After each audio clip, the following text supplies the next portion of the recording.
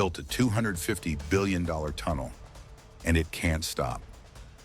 Digging through a continent. Europe was never meant to be seamless. Mountains split nations, seas divide cultures, borders slow everything down. For centuries, geography decided where trade could go and where it would stop. Then Europe made a decision, not to go around its obstacles, but straight through them. What followed was one of the largest engineering commitments in human history. A tunnel network worth over $250 billion, carved through mountains, bored beneath cities, driven under oceans, relentlessly. This wasn't about conveniences, it was about control. The promise was simple: faster trade, cleaner transport, a connected continent. But delivering that promise meant rewriting Europe's geography. From the inside out, the tunnels began deep underground, some more than 2 kilometers below the surface. Where heat melts machinery, pressure crushes steel, and mistakes can't be undone. Tunnel boring machines the size of buildings, pushed forward centimeter by centimeter, day and night. For years, sometimes decades, stopping wasn't an option, because once a tunnel begins, turning back is impossible. The rock doesn't forgive hesitation, neither does gravity. Projects like the Brenner-based tunnel, the Channel Tunnel, and trans-European freight corridors became arteries of the continent, invisible but essential. Entire economies began to depend on them. Factories timed production to underground rail schedules, ports synchronized with tunnel exits.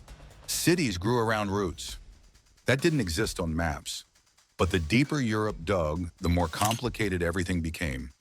Unexpected geology, water infiltration, toxic rock layers, costs exploded, timelines slipped, budgets doubled, then doubled again.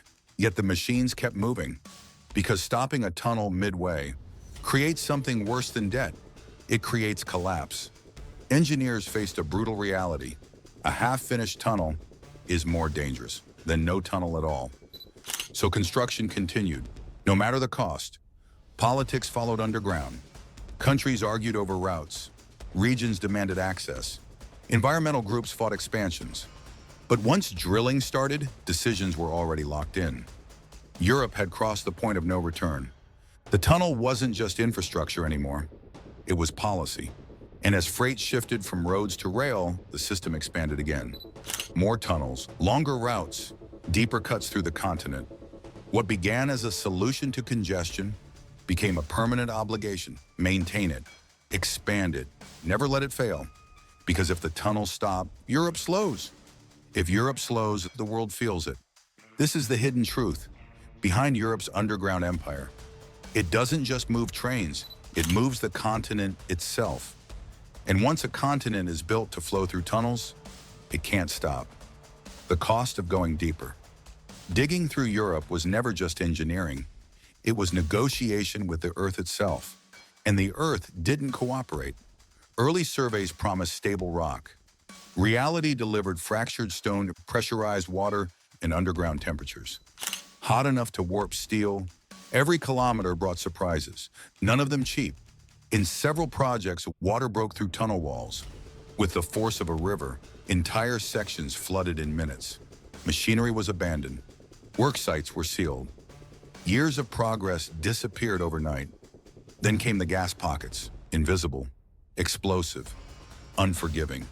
Sensors became lifelines. One missed reading could cost dozens of lives. Workers spent months underground, no sunlight, constant vibration, air thick with dust and heat. Rotations were strict. Fatigue underground is deadly. As challenges mounted, so did the costs. Budgets approved by governments were shattered. Projects initially priced in the billions quietly crossed into the tens of billions. Taxpayers noticed. Politicians scrambled. But stopping was never truly discussed. Because half a tunnel is worse than none. It destabilizes mountains, disrupts groundwater, creates permanent risk. Once drilling begins, completion becomes the only safe option. Environmental opposition grew louder. Alpine ecosystems were disrupted. Water tables shifted. Local communities protested routes they never asked for. But the machines kept turning. because rerouting underground is far harder than above ground. Some regions gain prosperity, others gain noise, disruption, and debt. The benefits were uneven. The costs were shared. And yet, freight volumes surged. Trucks disappeared from highways. Rail traffic multiplied. Carbon emissions dropped in some corridors. The tunnels worked, which made them impossible to question. As success became visible, pressure increased to expand. New corridors were proposed. Old routes were upgraded. Depths increased. Europe wasn't just building tunnels anymore. It was committing to a subterranean future. Maintenance revealed another truth. Tunnels don't age gracefully. Water erosion, microfractures, thermal stress. They require constant monitoring, forever. Sensors line the walls. Algorithms track movement measured in millimeters. A shift too small to see can signal disaster. If this documentary is making you rethink what modern infrastructure really costs, take a moment to like the video, share your thoughts in the comments, and subscribe to the channel. These stories only reach more people with your support. Despite everything, expansion continues because Europe's economy now depends on underground flow. Supply chains are timed to tunnel schedules. Ports sync with rail exits. Delays ripple across borders. At this scale, a tunnel failure isn't local, it's continental. This is when infrastructure stops being optional. It becomes essential, and essential systems are never allowed to stop. When infrastructure becomes destiny, Europe's tunnels were never meant to be seen. That's their strength and their weakness. Above ground, life moves normally. Cities grow, borders shift, governments change. But below the surface, everything must remain stable, forever. If a major tunnel fails, the impact is immediate. Trains stop mid-route, freight piles up at ports, factories miss deliveries.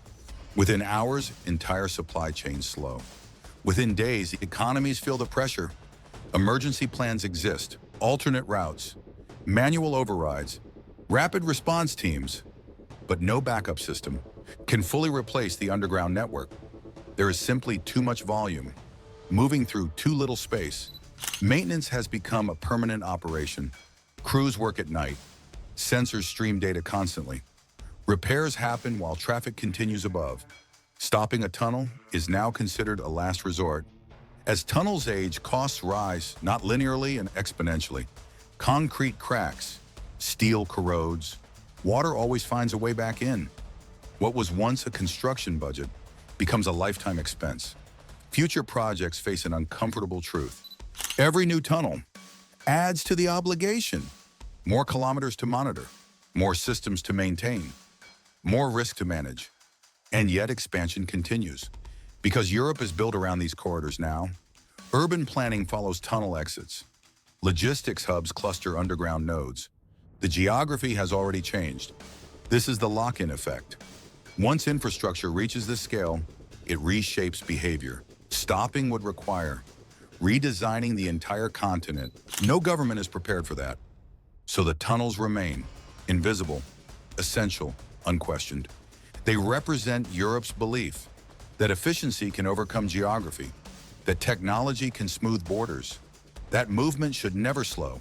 But every system has limits. The deeper Europe digs, the harder it becomes to adapt. The tunnels demand permanence in a world that keeps changing.